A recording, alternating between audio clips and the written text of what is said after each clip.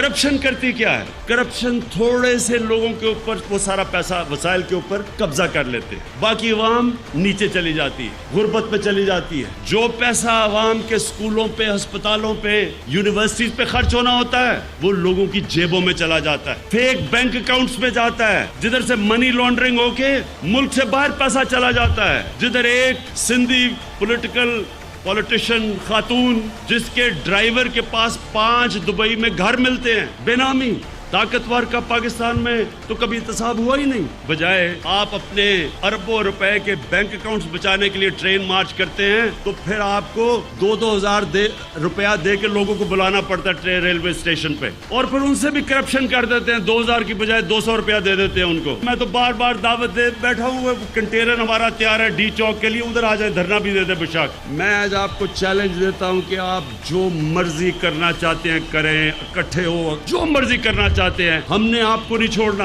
ये कौम आपको माफ नहीं करेगी। आपके पास सिर्फ एक रास्ता है, पैसा वापस करें कौम का, फिर हम आपको छोड़ेंगे।